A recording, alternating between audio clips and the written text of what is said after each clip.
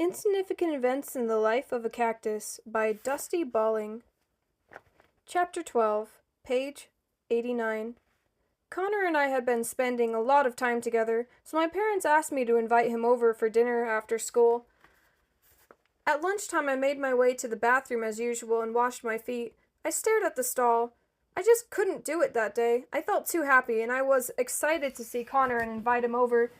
I didn't need another bathroom stall lunch ruining my good mood, so I headed to the library to find Connor, once more taking the longer, quieter route around the office. I nearly tripped over that kid again as I rounded the corner. "Gosh, I'm sorry," I said. Next time I would definitely remember to jump over him. "That's okay," he said softly, never raising his head. I walked away, but stopped a moment to look back at him. He stared down at his sandwich and grapes lying next to him. I wondered why he would be sitting out here on the hot sidewalk by himself.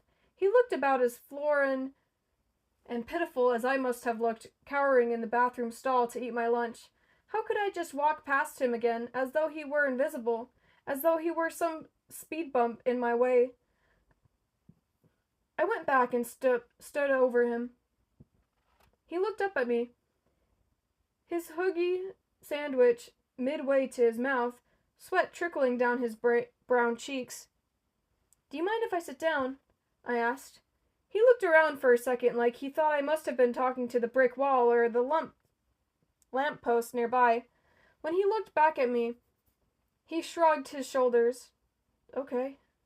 I dropped my school bag on the ground, easing the strap off from around my neck, and sat down. He watched as I carefully opened my bag with my toes and pulled out my lunch. I spread a napkin out in front of me, then lifted out my Cheetos, apple slices, granola bar, and peanut butter and jelly sandwich and arranged them on the napkin. "What's your name?" I asked as I opened the bag of Cheetos with my toes. Instead of giving me his name, he said, "That's cool. How do you do that?" "Lots of practice. I'm Evan." He continued to watch with intense interest as I took out a Cheeto and popped it into my mouth. "Zion," he said. "Like the Bible?" "No, like the Matrix." "Oh," I said, munching on my Cheeto. "What's that?" His mouth dropped open. "Seriously?" "It's one of my parents' favorite movies. They love sci-fi stuff. They said I looked like Morpheus when I came out, all bald and mysterious." He frowned. "I'm not allowed to watch it, though, because it's rated R." "Oh, I wouldn't be able to either. Bummer. This Morpheus guy sounds interesting." Zion rolled his eyes. "My parents are nuts. They also named my brother Lando after Lando Calrissian, if you know who that is." "Are you kidding? I am definitely allowed to watch Star Wars." Zion smiled. "My parents would be impressed." I handed, footed actually, him a Cheeto. He took it from me without flinching. "Can I ask you something, Zion?" "Mm-hmm," he said, chewing on his Cheeto.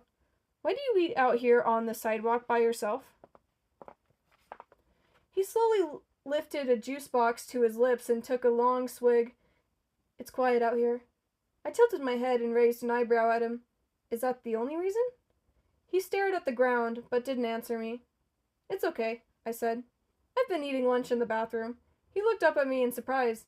"I don't want the other kids to watch me eat. Everyone likes to watch a fat guy eat. They want to see how much food he can stuff into his mouth." "But you're not that fat," I said, then cringed at my own words.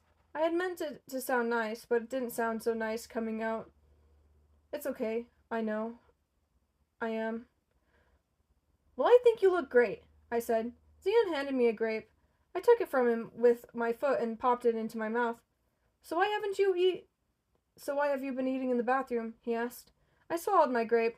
"I don't want the other kids to watch me either." "Why not?" "Because they'll think I'm gross." "No, they won't." "Yes, they will." "Why do you think that?" Zion said. "I just do.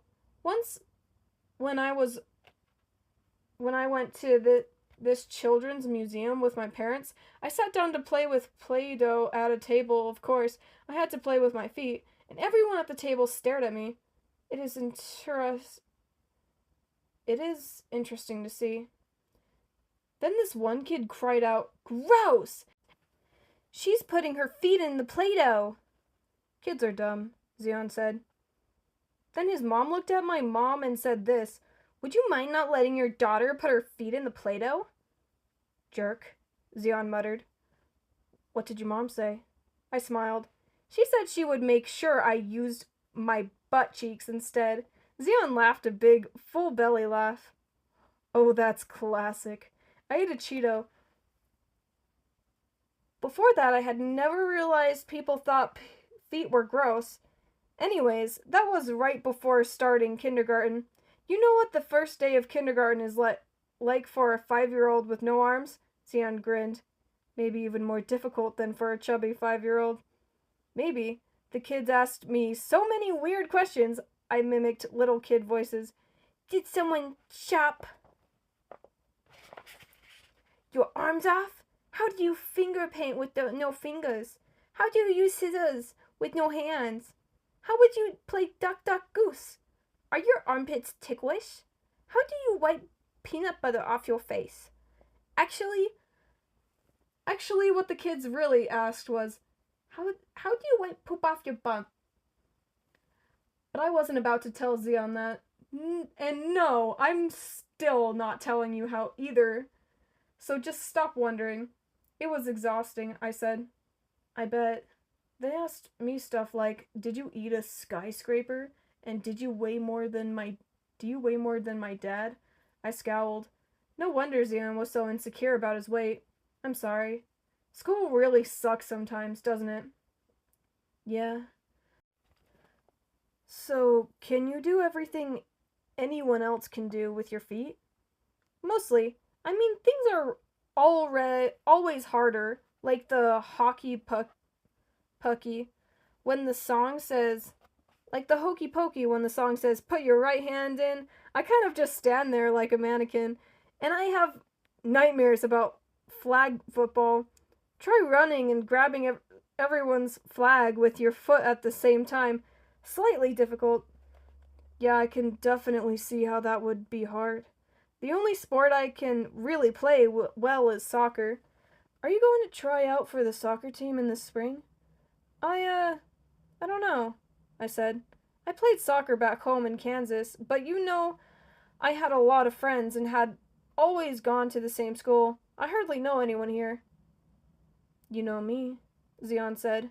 I smiled and handed Zion another Cheeto. Would you mind if I ate lunch out here with you again sometime? He beamed. Okay. Zion and I ate the rest of our lunch together that day, hidden away on the far side of the office where no one could watch us. And that was chapter 12. See y'all next time.